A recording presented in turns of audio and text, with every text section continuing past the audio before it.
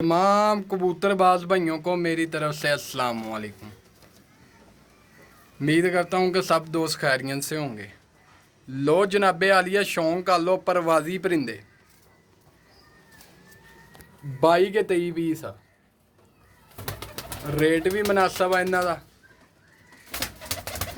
शौक कर लो लम्मिया हड्डियां दे लम्मिया कुंदियां दे रेट बड़ा मुनासब आ। 400 रुपये पर पीस आ। फैसलाबाद लोकेशन है मेरी कारगोहाल पाकिस्तान है। नाम मेरा शाहद। किसी किस्म का किसी कबूतर च फाल नहीं है। ना कोई बमार शमार आ ना किसी की अक्षक दो दी ना किसी ने झोला छोला।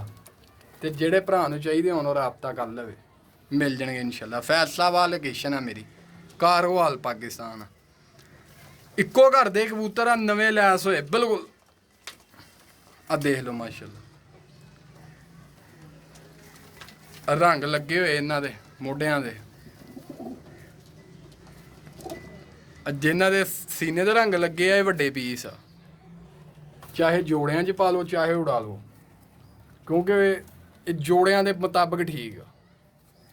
इस वजह तो उन्होंने सीने के रंग लाए सी जोड़ियां वाले कबूतरां दे। जिद्दां लाट लियांदी उद्दां ही भरावां नाल शेयर कर रहे। देखो माशाल्लाह खलोनियां बैणियां कबूतरां दी क्योंकि पता लग रहा चीज़ लगी हुई है। आ देख लो माशाल्लाह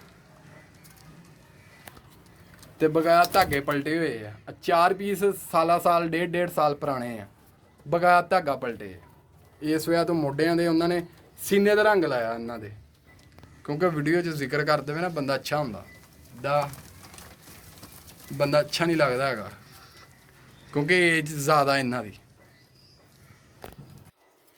बगैर कबूतर देख लो माशाल्लाह जिद्दां एक आ कबूतर के मोढे ते रंग लगा वा सॉरी ढिड ते दो कदे होर लगा ना एक ओहदे लगा। 2 कबूतर आई दोस्तों सिर्फ एक वो कबूतर जोनसला सियालकोटी 3 कबूतर आ दोस्तों। उम्मीद करदा कि भरावां नूं वीडियो अच्छी लगी होनी है तो लाइक भी करनी है अपने दोस्तों ने शेयर भी करनी है। तो जिन्होंने भाइयों ने मेरा यूट्यूब चैनल सबसक्राइब नहीं किया वो सबसक्राइब भी कर लैन नाल ही बैल का बटन आ भी नोटिफिकेशन ऑन कर लो। उम्मीद करदा कि भरावां ने शौक कर लिया होना। इजाज़त चाहता हूँ ओके जी अल्लाह।